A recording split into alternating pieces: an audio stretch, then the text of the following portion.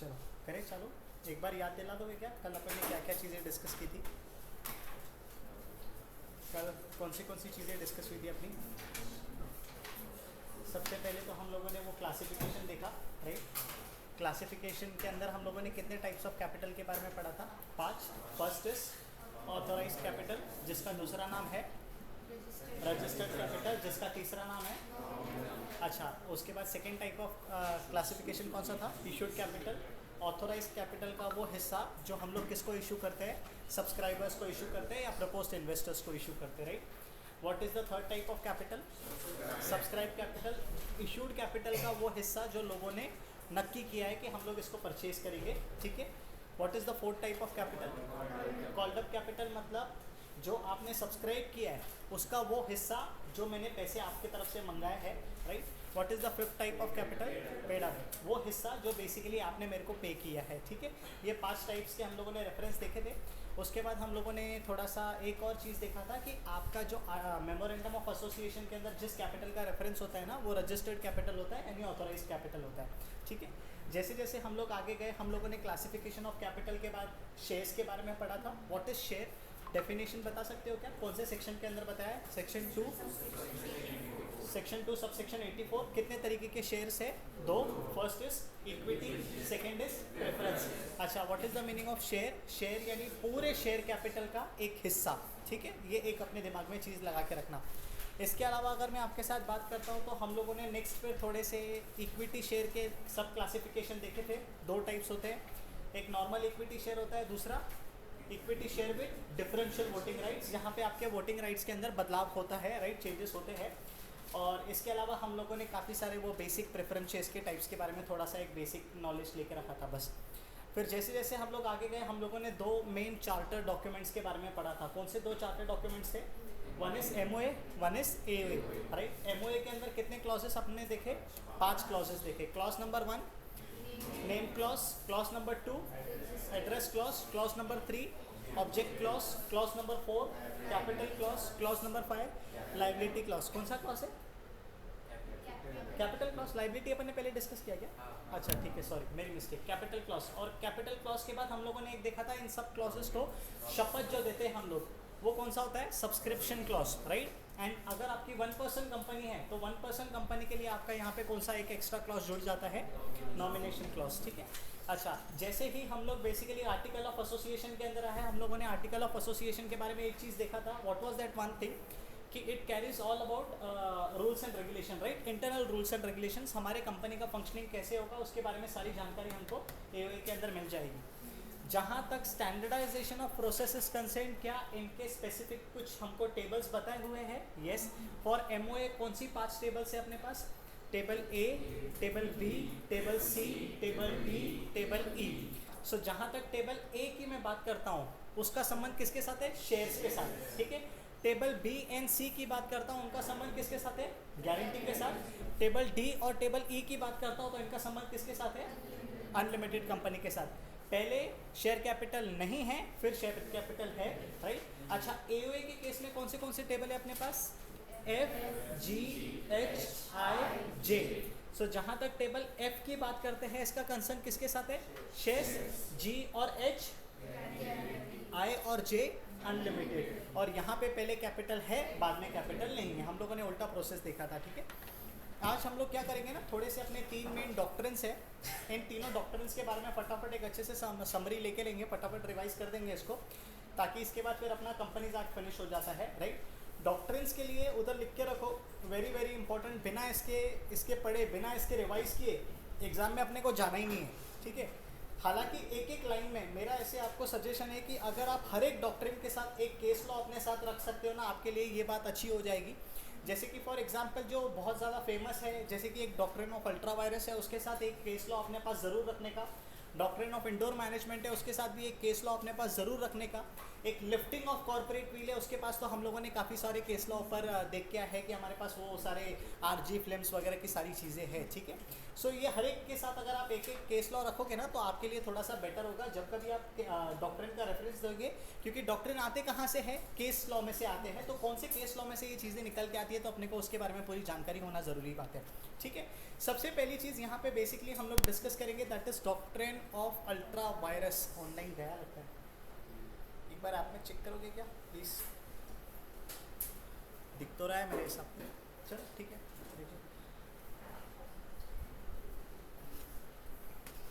Doctrine of ultra vires में मतलब यहाँ पे अपने को क्या बोल रहा है, what is the meaning of ultra? याद दिलाओगे क्या? याद आता होगा अभी।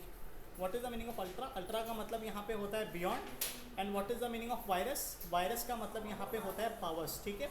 अच्छा, कंपनी के पावर्स के बारे में रेफरेंस कहाँ पे दिया हुआ रहता है?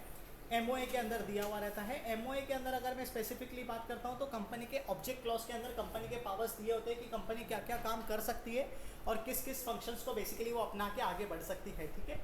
सो प्रैक्टिकली यहाँ पे लॉ अपने को क्या बोलता है, ये डॉक्ट्रिन अपने को क्या बोलता है? ये डॉक्ट्रिन अपने को बहुत सिंपल बात बोलता है, ठीक है। क्योंकि हम लोग कंपनी एक आर्टिफिशियल पर्सन के नाम से उसको इनकॉर्पोरेट करते हैं, तो आर्टिफिशियल पर्सन के जो भी पावर्स है, जो भी ऑब्जेक्ट्स है, वो स्पेसिफाइड है, वो डिस्क्राइब्ड है, वो प्रिस्क्राइब्ड है। कहाँ पे प्रिस्क्राइब्ड है? एमओए के अंदर प्रिस्क्राइब्ड है, ऑब्जेक्ट क्लॉज के अंदर। तो जिस पर्पस के लिए आपको फॉर्म किया है, आपका मेन काम है कि आप उसी पर्पस को फॉलो करो। अगर वो पर्पस छोड़ के आप और कोई भी काम कर रहे हो तो फिर आपका वहाँ पे इनकॉर्पोरेट करने का पर्पस डिफीट होता है। इसका एक सिंपल भाषा में अगर मैं यहाँ पे आपको बताऊँ तो आपके पेरेंट्स ने जो फीस भरा है यहाँ पे, that fees is only for the purpose of studies, right. अगर हम लोग स्टडीज़ के अलावा, क्लासेस के अलावा कुछ और भी हरकतें कर रहे हैं तो कहीं ना कहीं ये हमारी जो पर्पस है हमारे पेरेंट्स का वो यहाँ पे फुलफिल नहीं होता है। उसी तरीके से अगर आपके मेमोरेंडम ऑफ एसोसिएशन के अंदर, आपके ऑब्जेक्ट क्लॉज के अंदर लिखा है कि आपको सिर्फ यहाँ पे क्लासेस लेना है, तो क्लासेस के अलावा अगर आप जो भी एक्टिविटी कर रहे हो, पहली बात तो आपको करना नहीं चाहिए। दूसरी बात, अगर आप जो भी एक्टिविटी कर रहे हो तो उसके लिए आपको किसी ने अथॉरिटी नहीं दी है। क्योंकि आपको उसके लिए किसी ने कोई अथॉरिटी नहीं दी है तो आपका वो काम क्या हो जाएगा? नल एंड वॉइड हो जाएगा। वॉइड का मतलब होता है अमान्य, अमान्य का मतलब होता है कि लॉ यहाँ पे आपको किसी भी हालत में सपोर्ट नहीं करेगा।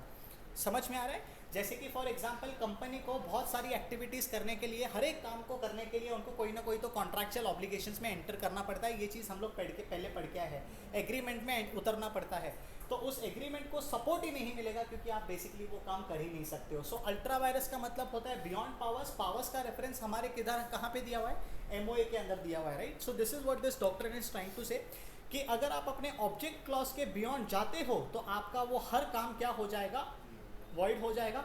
अच्छा, यहाँ तक तो इन्होंने इतना भी बोल दिया है कि वॉइड होने के बाद अगर आप अपनी गलती को सुधारना भी चाहो तो भी आप उस गलती को सुधारना नहीं सुधार सकते हो, right. It's a clear cut statement. ये चीज़ थोड़ा सा ध्यान में रखना। आपको एक केस स्टडीज इस तरीके से बन सकता है कि ABCDE करके 5 मेंबर्स है कोई कंपनी के, जिनका मेन पर्पस था, मान के चलते हैं कुछ भी करना। Let us take example of कि उनका मेन पर्पस था यहाँ पे क्लासेस चलाना। लेकिन क्लासेस चलाने के साथ साथ उन लोगों ने क्या किया ना, क्लासेस चलाने के साथ साथ उन्होंने बाहर एक स्नैक काउंटर रख दिया। उन्होंने क्या बोला, यार 100-150 बच्चा एक बैच में आता है, 100 इधर बैच है, 100 उधर है और 100 उधर है, टोटल मिला के 300 बच्चे में से मान के चलो 200-250 तो रेगुलर बेसिस पे क्लास को अटेंड करते हैं। तो अगर 200-250 रेगुलर बेसिस पे क्लास को अटेंड करते हैं तो क्यों ना हम लोग एक स्नैक सेंटर भी खोल दें क्लासेस का। जैसे बच्चे जैसे ही 2 लेक्चर्स के बीच में ब्रेक में निकलेंगे, एक थम्स अप, एक चिप्स का पैकेट, एक वड़ा पाव, एक समोसा, ऐसे करते करते हमारा जो रेवेन्यू है वो डबल हो जाएगा। सो हमारा जो रेवेन्यू डबल हो जाएगा तो क्या इस तरीके से कोई भी एक्शन क्लास कर सकता है क्या? प्रैक्टिकली नहीं कर सकता है अगर उनके एमओए के अंदर उसके बारे में कोई भी रेफरेंस नहीं दिया है तो, ठीक है। हालांकि अगर मान के चलो जो लोग हैं, जो उनके मेंबर्स हैं, जिन्होंने कंपनी के अंदर पैसा डाला हुआ है, उसने बोला भी ना चलो ठीक है आप ये चीज़ कर सकते हो, कोई दिक्कत की बात नहीं है, तो भी उस एक्ट को कोई भी वैलिड एक्ट नहीं माना जाएगा। ऐसा अपने को ये स्टेटमेंट बोलता है, ऐसे अपने को ये डॉक्ट्रिन बोलता है। तो कभी कभी आपको केस इस तरीके से फ्रेम होके आएगा कि भले ही अपने पास 5 मेंबर है, ए भी है, बी भी है, सी भी है, डी भी है, ई है, पहले 5 अगेंस्ट में थे कि ये काम नहीं करना है, बोर्ड ऑफ डायरेक्टर्स ने फिर भी वो काम कर दिया, लेकिन लेटर ऑन जाके बोर्ड ऑफ डायरेक्टर्स ने अपने शेयर होल्डर्स को कन्विंस कर दिया कि सर इससे करने से हमारा फायदा हो गया, एंड 5 के 5 शेयर होल्डर मान गए, 5 के 5 शेयर होल्डर ने उस गलती को सुधारा। तो क्या अभी आपका एक्ट वैलिड होगा कि नहीं होगा? The statement is clear cut no, क्योंकि यहाँ पे उन्होंने क्या बोला है कि आपका जो भी एक्ट बियॉन्ड द पावर्स है उसको हम लोग क्या कर सकते हैं? किसी भी हालत में रेक्टिफाइड नहीं कर सकते हैं, किसी भी हालत में हम लोग उसको सुधार नहीं सकते हैं, किसी भी हालत में आपके वॉइड एक्ट्स को वैलिड एक्ट्स में कन्वर्ट नहीं कर सकते। समझ में आ रहा है क्या मैं आपके साथ यहाँ पे क्या बात कर रहा हूँ? अच्छा, इसके लिए जो सबसे फेमस केस लॉ है वो बेसिकली यहाँ पे Ashbury railway carriers versus iron company limited versus Riche का है। मेरा ऐसा मानना है कि जिधर भी आपको ये रेफरेंस आता है अल्ट्रा वायरस का, उधर आपका ये केस रेफरेंस होना ही चाहिए, और जहाँ कहीं पे भी आप केस रेफरेंस दोगे उसको अच्छी तरीके से अंडरलाइन करके आना। याद है यहाँ पे हम लोगों ने देखा था कि एशबरी की अगर मैं आपके साथ बात करता हूँ तो इनका पर्पस क्या था, वैगॉन्स बनाने का, जहाँ पे अलग अलग डब्बे वगैरह बनाते हैं। लेकिन जो बेल्जियम बेस्ड कंपनी थी उसने क्या किया, उसको रेलवे ट्रैक बनाने का अधिकार दे दिया। तो क्या रेलवे ट्रैक बनाने का अधिकार था क्या उसके पास? नहीं। तो क्योंकि उसके पास रेलवे ट्रैक बनाने का अधिकार नहीं था तो उससे संबंधित, उससे जुड़े हुए, उससे रिलेटेड जितने भी एक्ट्स थे वो सारे के सारे वॉइड हो जाएंगे, वो सारे के सारे नल एंड वॉइड होंगे। उसको लॉ कहीं पे भी सपोर्ट नहीं करेगा, चाहे आप उसको जनरल कॉन्ट्रैक्टर्स के वर्ड के अंदर ये चीज़ें ना डाल दो। समझ में आ रहा है कि अपन क्या डिस्कस कर रहे हैं? तो इसका रेफरेंस आप हमेशा दोगे। अब आपके दिमाग में एक छोटा सा क्वेरी हो सकता है कि सर हर जगह पे हम लोग ये केस को एक्सप्लेन करते बैठेंगे क्या? It's absolutely no. जब कभी आपको केस इस तरीके से पूछा गया है जहाँ पे फैक्ट्स आपको सिमिलर लग रहे हैं, ये एशबरी के जगह पे मान के चलो कोई दूसरी कंपनी का नाम बता दिया, इंडियन रेलवेज का नाम बता दिया, रिची के जगह पे यहाँ पे कोई रशियन रेलवे का नाम बता दिया कि रशियन रेलवे ने पैसे दिए हैं इंडियन रेलवे को for the purpose of construction of tracks, जो कि उनके ऑब्जेक्ट क्लॉज में नहीं लिखा है, तो क्या वो कर सकते हैं कि नहीं कर सकते? तो हमेशा आप उसको फुल तरीके से एक्सप्लेन करोगे कि ये सिमिलर फाइंडिंग्स एशबरी रेलवे में भी हुआ था। बट जब तक आपको क्वेश्चन डिमांड नहीं करता है, आपको पूरी तरीके से केस को एक्सप्लेन करते हुए नहीं बैठना है, एक ही लाइन में उसका जवाब देना है, any object carried beyond the object is null and void. बात खत्म वहाँ पे। क्लियर कट हो रहा है कि अपन क्या डिस्कस कर रहे हैं? ठीक है, यहाँ पे 4 से 5 अलग अलग सर्कमस्टेंसेस बताए हैं, 4 से 5 अलग अलग केसेस बताए हैं जहाँ पे आप चीज़ों को डिसाइड कर सकते हो कि जो भी एक्ट हुआ है whether that can be considered as valid और that is not considered as valid. सबसे पहली चीज़ देखो, यहाँ पे उन लोगों ने क्या बताया है कि अगर आपने कोई ऐसा काम किया है, ठीक है, ऐसा काम किया है जो बेसिकली आपके ऑब्जेक्ट क्लॉज में नहीं बताया हुआ है, तो सीधा सीधा उसको कोई एंटरटेन ही नहीं करना है, the thing is null and void. ठीक है, मेरा ऐसा मानना है कि आप इस चीज़ को लिख के रखो, ये समरी बना देगा आपको। ठीक है, फर्स्ट चीज़ लिखो, if any act is perform which is not authorized by the MOA, आपका जो एक्ट होगा वो नल एंड वॉइड होगा। ये समरी आपका हर जगह पे जहाँ पे भी अल्ट्रा वायरस आपको पूछ रहा है उसका रेफरेंस यहाँ पे देना चाहिए, और केस बनेगा तो इन चारों सर्कमस्टेंसेस में से ही बनेगा, इससे बाहर जाके केस नहीं बन सकता है। ठीक है, सबसे पहली चीज़ आप क्या लिखोगे? चलो मैं भी आपको इसको थोड़ा सा लिखने में मदद करता हूँ। सबसे पहली चीज़ तो आप ऐसे लिखो कि if any act is perform,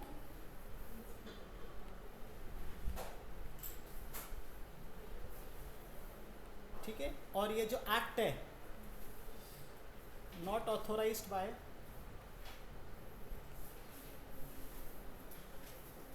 object clause,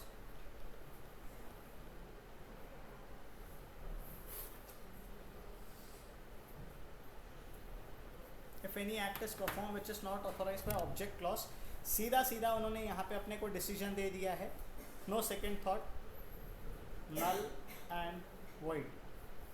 कोई लॉ इसको सपोर्ट नहीं करेगा। ठीक है,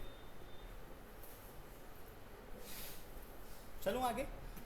सेकेंड सिचुएशन में देखो अपने को ये लोग क्या बता रहे हैं कि अगर आपने कोई ऐसा एक्ट किया है जो कि अल्ट्रा वायरस तो है, अच्छा, लेकिन कहीं ना कहीं क्या होता है ना, दो डॉक्यूमेंट्स है अपने पास, एक MOA है, एक AOA है। तो अगर आप AOA को क्रॉस करके बाहर जा रहे हो तो उसको सुधारा जा सकता है, क्योंकि AOA क्या है, इंटरनल रूल्स एंड रेगुलेशंस है। तो AOA की गलती हुई है, आप उसको सुधार के आगे बढ़ सकते हो, कोई दिक्कत की बात नहीं है, मेंबर से अप्रूवल लेके आगे जा सकते हो। लेकिन अगर MOA से कोई गलती हुई है तो फिर आप उसमें कुछ नहीं कर सकते हो, चाहे सारे के सारे शेयर होल्डर्स यहाँ पे बीच में क्यों नहीं आ जाते हैं। ठीक है, ये देखो, ये चीज़ जो अपन ने डिस्कस किया ना, सारे के सारे शेयर होल्डर्स बीच में नहीं आ जाते, उसका रेफरेंस यहाँ पे दिया है। यूनानिमस का मतलब होता है consent of all the people. So if any act is performed which is not authorized by the object clause, it is null and void even if consent of all the members is received. members का मतलब यहाँ पे share holders है, and all the members का मतलब यहाँ पे unanimous है।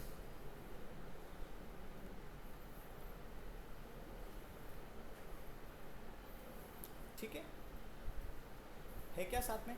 ये चीज़ें सिर्फ छोटी छोटी नोट करते जाओ।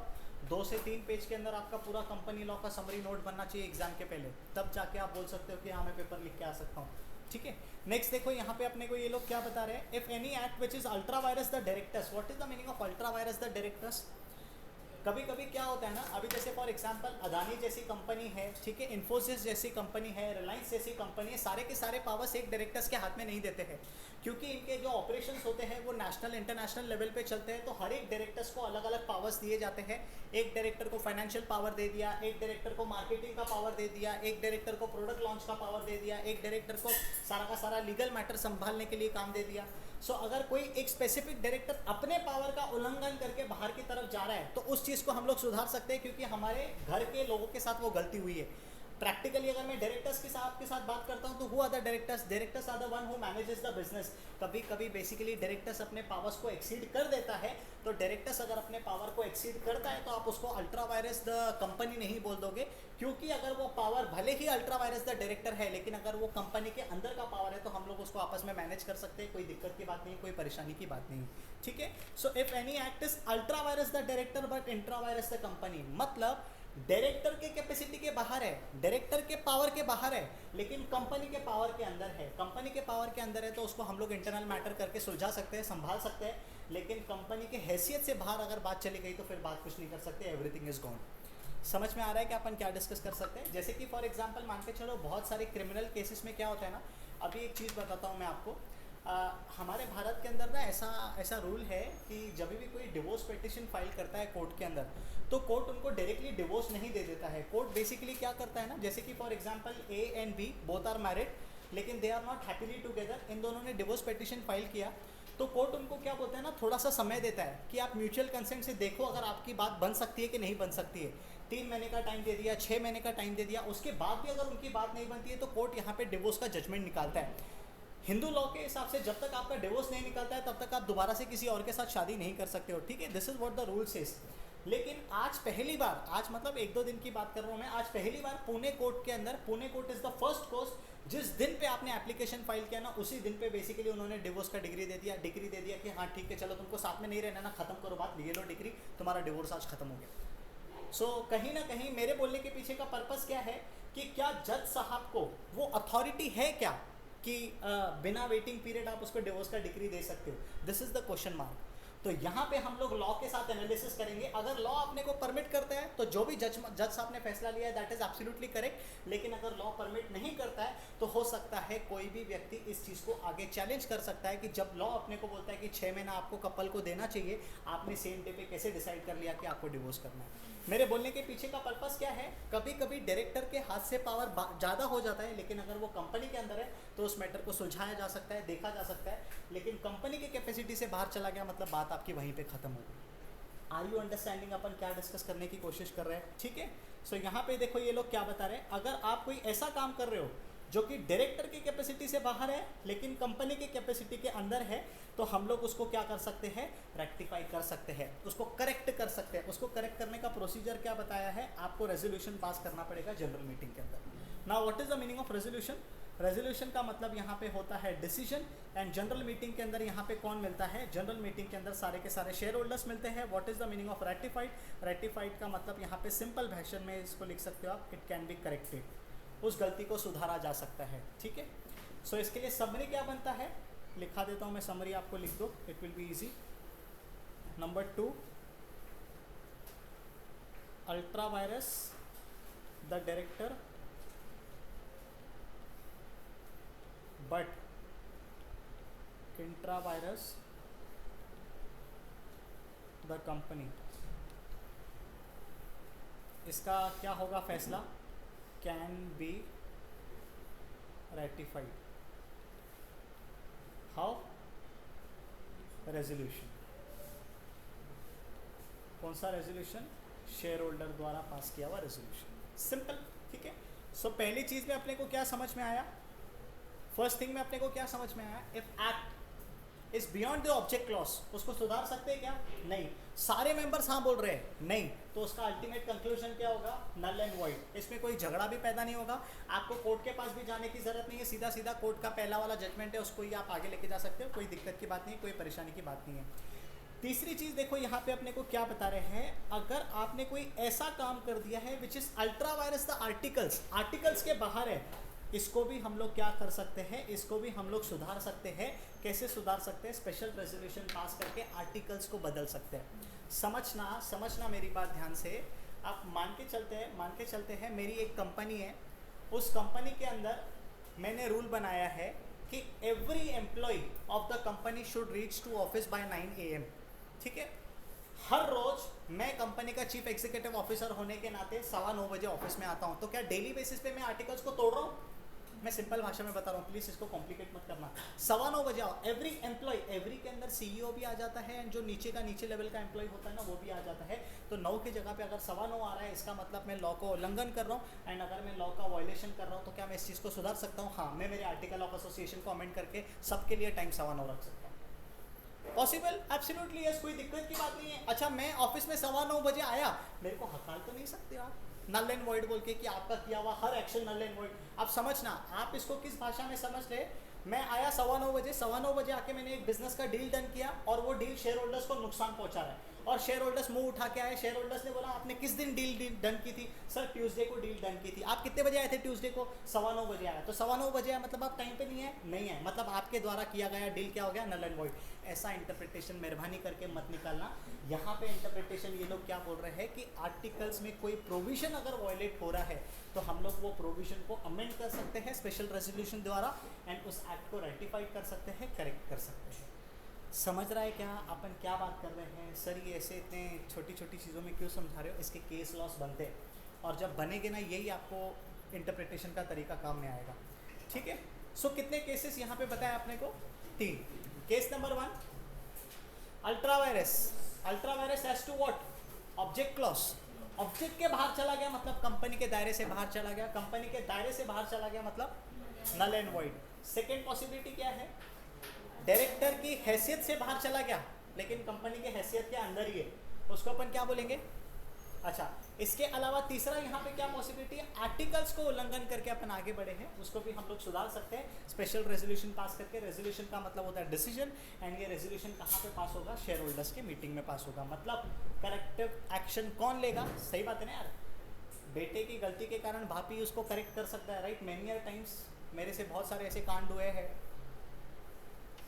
जिसमें माई डैड हैज़ टू अंदर आना है उनको मैटर में।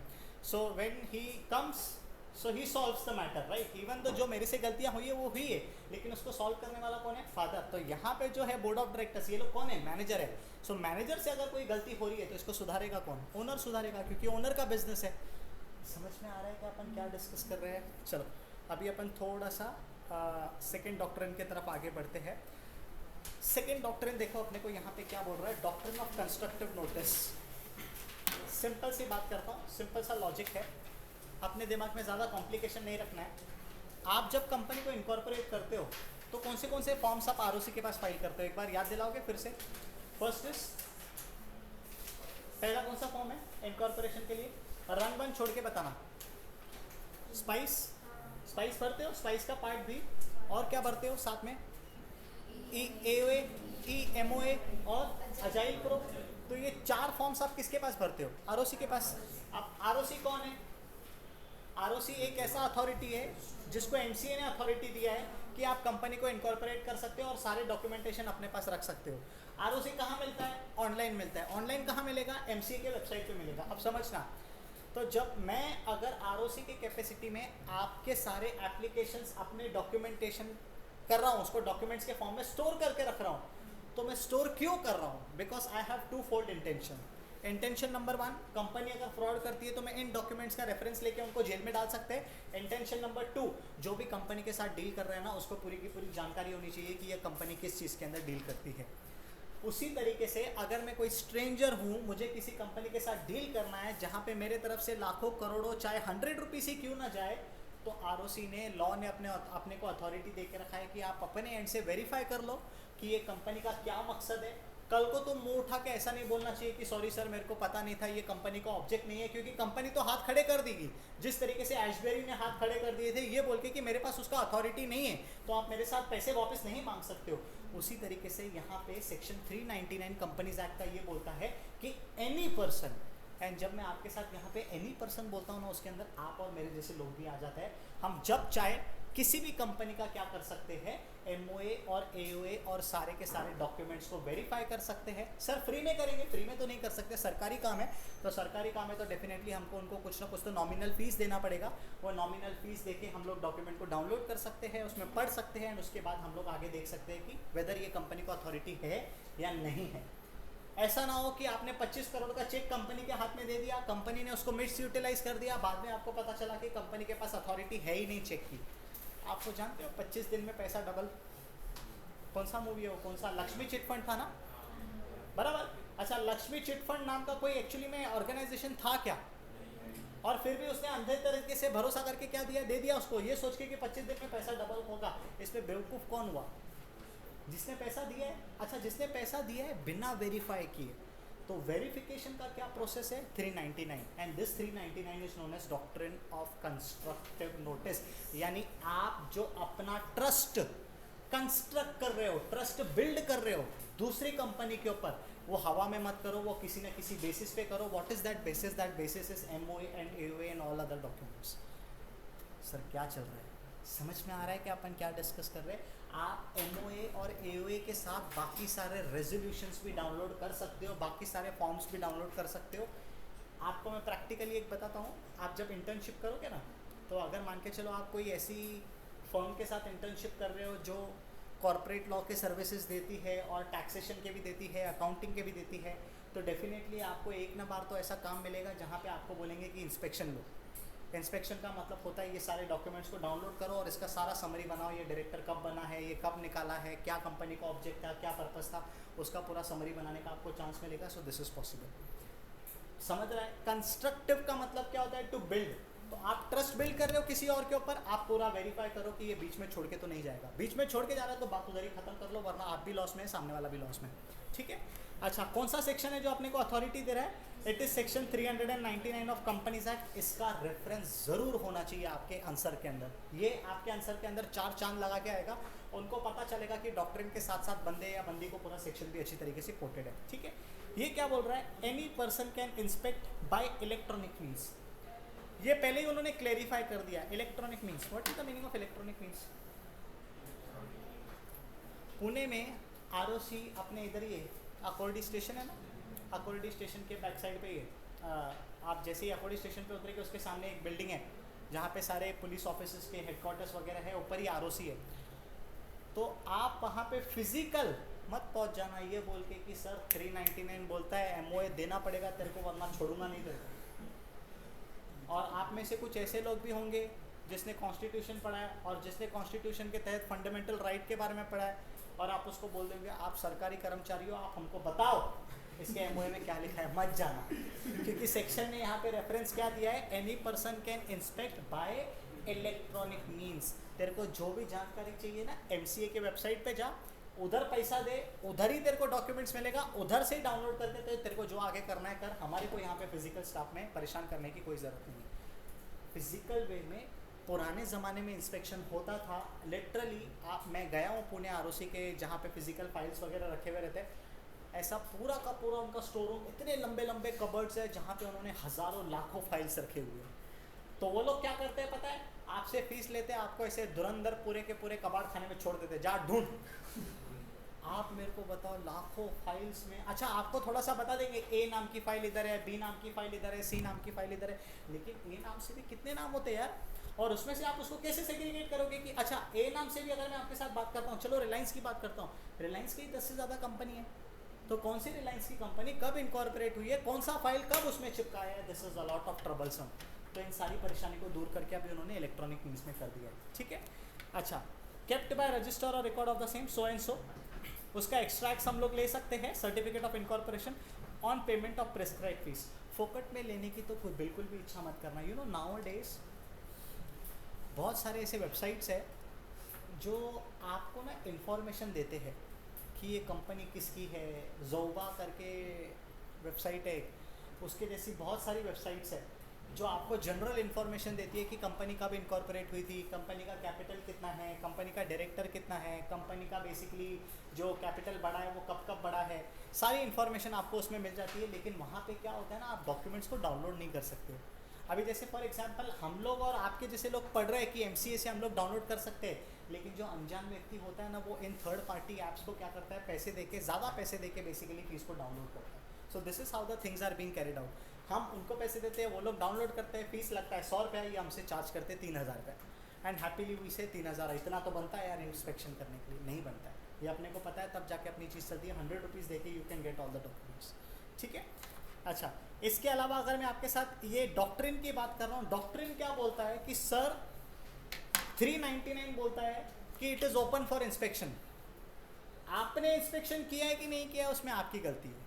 अभी जैसे फॉर एग्जांपल बहुत सी बार मैंने आपको बताया था, एक रिसेंटली केस भी हुआ था, शायद नॉर्थ में कहीं पे तो हुआ था, जहाँ पे one person was acting as a doctor, right, compounder था, डॉक्टर करके उसने अपने आप को ट्रीट किया, रिप्रेजेंट किया, लोगों का शुगर बीपी चेक करते करते उसको पता चल गया ये कॉमन दवाइयाँ हैं, कॉमन दवाइयाँ वो देता गया, उसका बेसिकली क्लिनिक बढ़ता गया। एक ऐसा टाइम आया जब उसने खुद का हॉस्पिटल खोला, वो तो ठीक है, सर्जरी भी करना स्टार्ट कर दिया। आप मेरे को बताओ, अगर आप उसके पास अपनी बॉडी को उसके हवाले करते रहे हो, एनेस्थीसिया का अगर 1 mm भी ज़्यादा घुसा दिया उसने आपके अंदर, तो लग सकते हैं क्या पूरी तरीके से?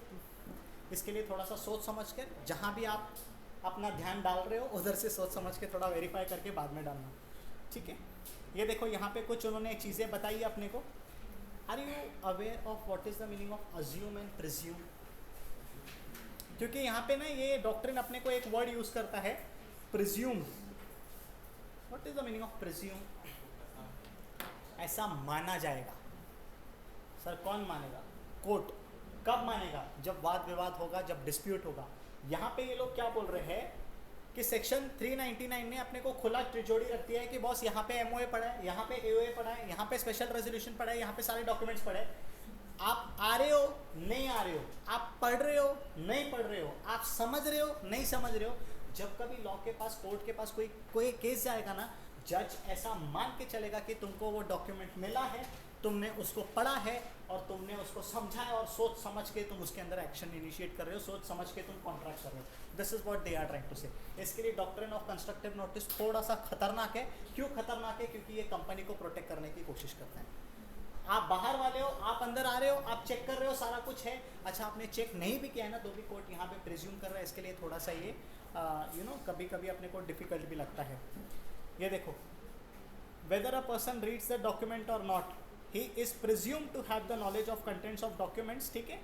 इसके अलावा सिर्फ पढ़ना ही नहीं, ऐसा भी माना जाएगा कि आपने उस डॉक्यूमेंट को अच्छे से समझा है, आपने उसको सही तरीके से इंटरप्रिटेशन किया है, ठीक है। What is the meaning of interpretation? अपन ने उस दिन भी डिस्कस किया था, रुको मत जाओ, रुको मत जाओ, वर्ड्स तीनों सेम है, लेकिन मैं कॉमा कहाँ पे दे रहा हूँ उससे पूरा इंटरप्रिटेशन बदल रहा है। तो MOA के अंदर, AOA के अंदर जहाँ जहाँ पे भी कॉमा आ रहे हैं, तो वो सेंटेंस का क्या अर्थ निकलता है ये भी आपने समझा है, ऐसा आपने को ये डॉक्ट्रिन बोलता है। So this is very important. अपने को लगने के लिए सिर्फ इतना लग रहा है हाँ ठीक है खुला तिजोड़ी रखा है, ऐसा नहीं है। We are suppose to understand all this things, ठीक है। MOA और AOA के साथ ऐसा माना जाएगा कि सारे के सारे रेजोल्यूशन का भी एक्सेस आपको यहाँ पे मिल जाएगा बड़ी खुशी से, कोई दिक्कत की बात नहीं है। उसके बावजूद भी अगर कोई पर्सन कॉन्ट्रैक्ट एंटर करता है तो फिर आप क्या कर सकते हो, वो कोई भी राइट्स अंडर नहीं ले सकता है। सीधी सीधी बात है, आप अंधेरे में चल रहे हो, ठोकर खा के गिर गए, उसका नुकसान आपको बेयर करना पड़ेगा। We are not suppose to help you. Clear है क्या अपन क्या बात कर रहे हैं? किसको प्रोटेक्ट कर रहा है ये नोटिस आपके हिसाब से? Doctrine of constructive notice company को प्रोटेक्ट कर रहा है ना। So you are entering with me for the purpose of making a contract. So if you are entering a contract with me, you are supposed to understand all about me before entering into a contract, वरना मत करो contract आप मेरे साथ, ठीक है। तीसरी चीज़ अपन पढ़ते हैं, तीसरी और आखिरी है शायद ये, हाँ, डॉक्ट्रिन ऑफ इंडोर मैनेजमेंट। क्या लगता है नाम सुन के? देखो हमारे भारत के अंदर ना, I am not against any political party, मैं ये चीज़ आपको पहले ही क्लैरिटी कर रहा हूँ, मैं सिर्फ आपको ये समझाने के लिए बता रहा हूँ।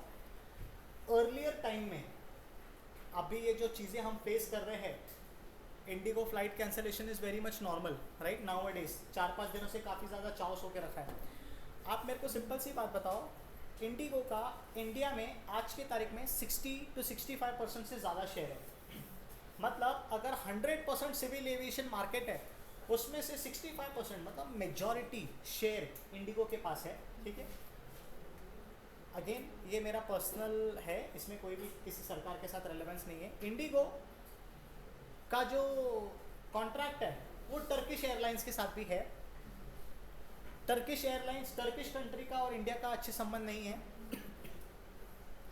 कुछ रूल्स बनाए गए थे जो उनको बोला गया था कि आपको फॉलो करना है, जो कि नहीं फॉलो हुए थे, जो भी XYZ रीज़न के कारण अपने को उसमें नहीं घुसना है।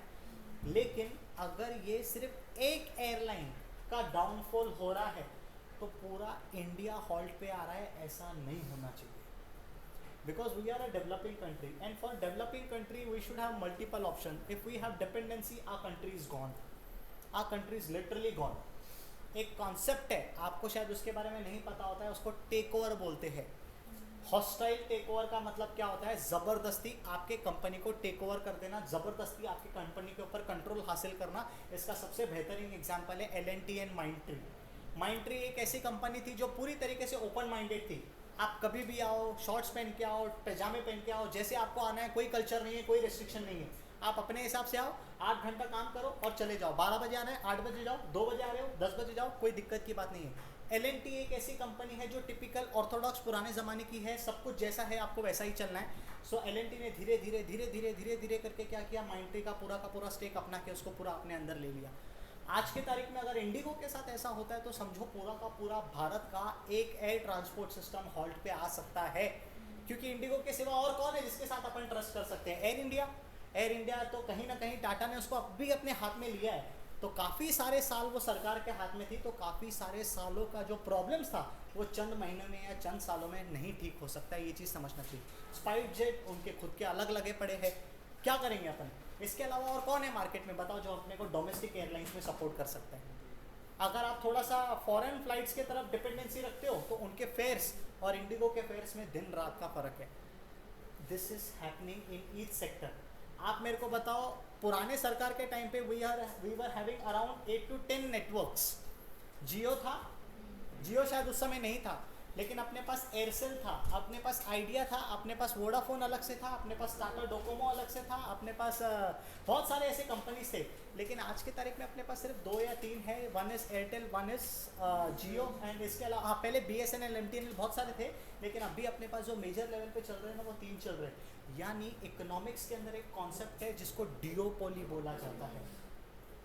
मोनोपोली मतलब एक रूल कर रहा है, डिओपोली मतलब 2 रूल कर रहे हैं। बट डिफिकल्ट पार्ट यहाँ पे ये है कि ये दोनों अगर मिल जाए ना, कंज्यूमर की पूरी तरीके से बैंक बचाई जा सकती है। What they are trying to say. So कहीं ना कहीं आपको इस तरीके से चीज़ें चलानी है कि you have to be cautious, कि ऐसा ना हो कि कोई अंदर का रेजोल्यूशन पास हो जाए एंड आगे जाके आपको इस चीज़ के बारे में पछताना पड़े। So what is happening inside the company, you are not responsible as a outsider to know that क्या क्या उसका रिएक्शन है, क्या क्या उसका प्रॉब्लम है। आपको सिर्फ इतना ध्यान में रखना है कि आपने MOA को पढ़ा है, उसके कंटेंट को समझा है, and that's it. Doctrine of indoor management यहाँ पे क्या बोलता है, जो कंप्लायंसेस, जो चेकलिस्ट कंपनी के अंदर के लोगों को करना है ना, बाहर वाले लोगों के साथ उसका कोई लेना देना नहीं है। ये बोलते हैं कि ये आपका काम है, आपको कैसे करना है करो। एग्जाम्पल, हमारे यहाँ पे म्यूनसिपल कॉरपोरेशंस है, हम लोग वोट देते हैं, यस। हम लोग टैक्स पे करते हैं, यस। हम लोग MSCB का बिल पे करते हैं, यस। क्या हम लोग उनको ये बताते हैं क्या अंडरग्राउंड वायर कैसे डालना है? हम लोग उनको ये बताते हैं क्या पाइपलाइन अंदर कैसे डालना है? नहीं। हम लोग उनको ये बताते हैं कि किस तरीके से आपको हमारा पैसा खर्चा करना है? Absolutely not. We are interesting are all the things upon them. उनके हाथ में कुछ काम है, उनको सौंपा हुआ काम है, तो हम ऐसे मान के चल रहे हैं कि वो लोग अपने काम में ईमानदार है। अगर वो लोग नहीं है तो उनको कोर्ट में उसका जवाब देना पड़ेगा। समझ में आ रहा है अपन क्या डिस्कस कर रहे हैं, क्यों डिस्कस कर रहे हैं? नहीं? हाँ चलो, थोड़ा सा आपको एक और चीज़ बताता हूँ। मैंने आज एक रील देखा, ये चीज़ें आपको पता होनी चाहिए यार। मेरे को भी आज ही पता चली है when I saw the reel. कल पार्लियामेंट में डिबेट हुआ था कुछ, तो वंदे मातरम के ऊपर 10 hours, developing country, top 4 Nations, debate on Vande Mataram. Unemployment गया तेल लेने, इंडिगो इशू गया तेल लेने, ठीक है। भारत की प्रगति, भारत का युद्ध, भारत का पैसा सब गए तेल लेने, लेकिन अपने को डिस्कस करना है वंदे मातरम के ऊपर। 10 आवर्स का डिबेट, हर एक मिनट के लिए पार्लियामेंट में खर्चा होता है। वो खर्चा आता है आपके और मेरे जैसे लोगों के टैक्स में से। आप सोचो ऐसा रील में बताया उस बंदे ने, मेरे को नहीं पता, वो सिंगर ही है यार, कौन है वो, इंडियन आइडल का एक सिंगर है, विशाल विशाल है शायद, है ना। ही सेड कि 1 मिनट का खर्चा 2.5 लाख है। तो 1 मिनट का खर्चा अगर 2.5 लाख है, आप सोचो 10 घंटे का कितना खर्चा होगा। एंड 10 घंटे के ये खर्चे जो है वो कहाँ से आए, आपके और मेरे जैसे लोगों के टैक्स के फॉर्म में गया है। और डिस्कस क्या हुआ है,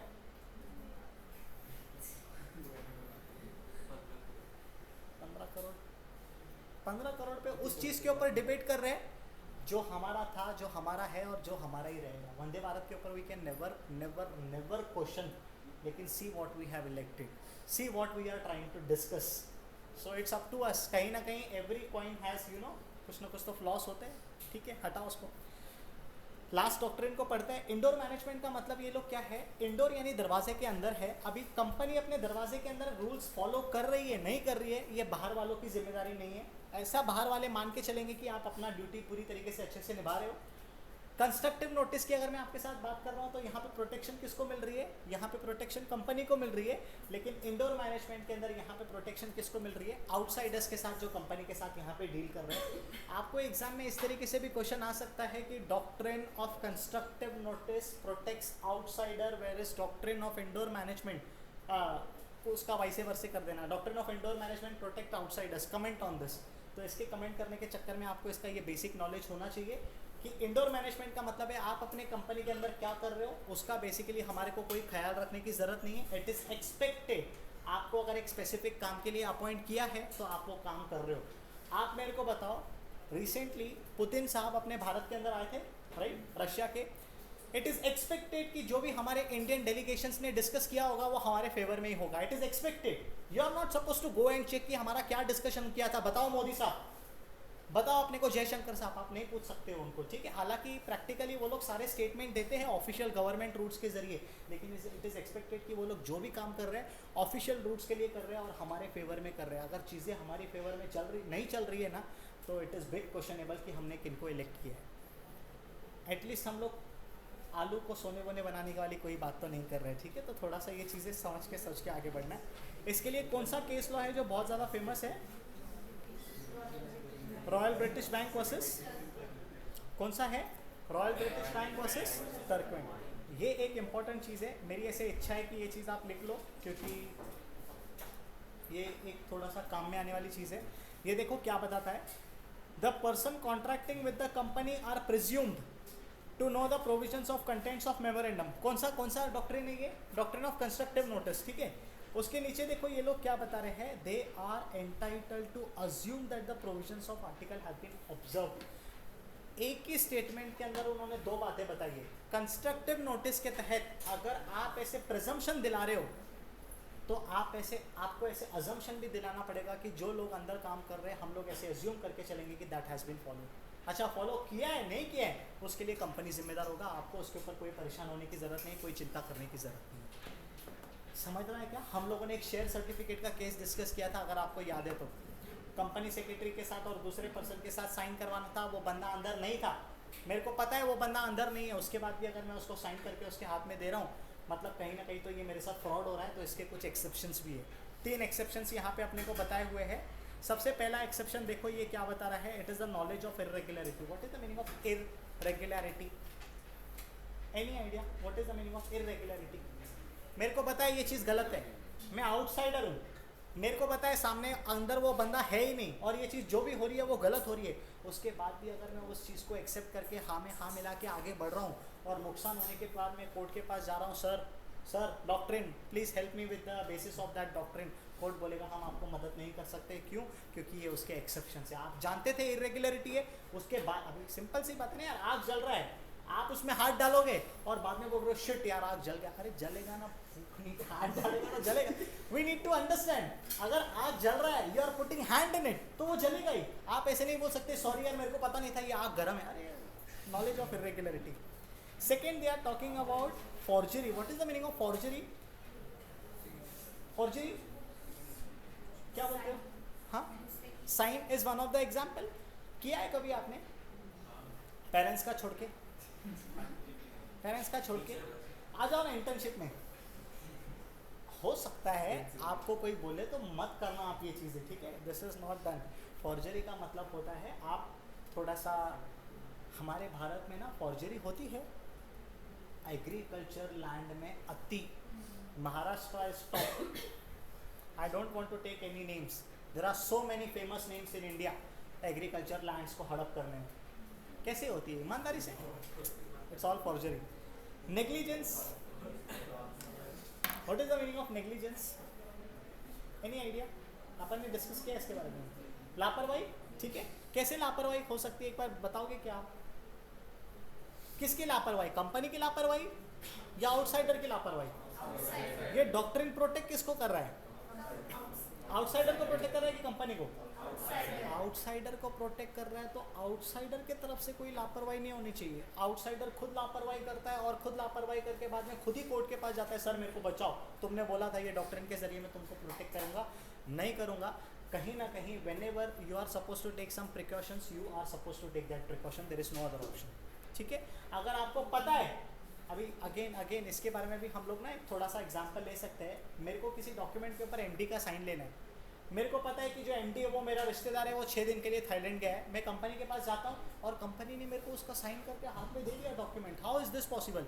कोई बंदा उनके अंदर गया, अंदर जाके उसने साइन किया, साइन करने के बाद उसने वो डॉक्यूमेंट हाथ में दे दिया। मेरे को पता है कि वो बंदा वहाँ था ही नहीं। फॉर योर काइंड इन्फॉर्मेशन, अपने भारत के अंदर ये सिग्नेचर उस पर्सन ने किया है कि नहीं किया है, ये भी फॉरेंसिक के जरिए वेरीफाई किया जा सकता है। जब क्रिमिनल केसेस होते हैं ना, तब यहाँ पे चीज़ें होती है, तो ये सारी चीज़ें वहाँ पे पकड़ में आ सकती है। इसके लिए इसको एक्सेप्शन के अंदर डाला। समझ रहा है कि अपन ने क्या डिस्कस किया है? चलो फटाफट 2 मिनट के अंदर, 2-4 मिनट के अंदर पूरा रिवाइज करके लेते हैं। कंपनीज एक्ट के अंदर कितने सेक्शन है टोटल? कितने सेक्शन है? कितने चैप्टर्स है? कितने शेड्यूल है? अच्छा, कितने अलग अलग टाइप्स हैं on the basis of liability? 3। First is, second is, third is on the basis of ownership. अब मेंबर्स बोल लो। First is, second is private, third is private, public, ठीक है, जो भी है। उसके बाद अपन ने special types of company. First क्या है? Government company. Second is foreign company. Third is small company. Fourth is government company. Fifth is, अच्छा, सोर्सेस ऑफ कैपिटल के लिए 2, 1 इज लिस्टेड, 1 इज अनलिस्टेड। इसके अलावा अगर मैं आपके साथ बात करता हूँ तो 2 चार्टर डॉक्यूमेंट्स कौन से हैं? MOA, AOA. कितने क्लॉजेस है एमओए के अंदर? 5, ठीक है। अच्छा, 5 टेबल्स एमओए के हैं, 5 टेबल्स एओए के हैं। कितने डॉक्ट्रिन से जो बेसिकली अपने को समझाए गए हैं कंपनी एक्ट के अंदर? 3। फर्स्ट डॉक्ट्रिन कौन सा है? अल्ट्रा वायरस मतलब क्या होता है? Beyond powers. इंट्रा वायरस मतलब क्या होता है? With in powers. If it is with in powers everything is okay, if it is beyond powers something is fishy. तो ये बियॉन्ड पावर्स जो है, ये बियॉन्ड पावर्स ऑफ व्हाट, ये डिटरमाइन करेगा कि आपका जो एक्ट है वो वैलिड है कि इनवैलिड है। अल्ट्रा वायरस के अलावा सेकंड डॉक्ट्रिन कौन सा पढ़ा था? एक लाइन में उसका जवाब क्या है कि you are presume to have the knowledge of all the internal documents of the company. तीसरा डॉक्ट्रिन जो हम लोगों ने पढ़ा था वो कौन सा पढ़ा था? Doctrine of indoor management. इसमें आप अज्यूम करते हो कि जो भी कंपनी के अंदर वाले लोगों की जिम्मेदारी है उन्होंने अच्छी तरीके से निभाई है, विद 3 to 4 एक्सेप्शंस। समझ में आया क्या? Any doubt, any query in companies act? कहीं पे भी आप परेशान हो रहे हो? नहीं? करें इसको close. Expected questions, small company कि उसका डेफिनेशन खैर अभी तो चेंज हो गया है, और थोड़ा सा स्मॉल कंपनी के अलावा इसके डॉक्ट्रिन्स के बारे में थोड़ा सा रेफरेंस दे सकते हो। गवर्नमेंट कंपनी का रेफरेंस दे सकते हो। 1% कंपनी का नॉमिनी वाला जो पार्ट है रेसिडेंट वाले का, उसका भी थोड़ा रेफरेंस दे सकते हो, ठीक है। चलो, धन्यवाद। ऑनलाइन में कोई परेशानी है क्या? कोई दिक्कत?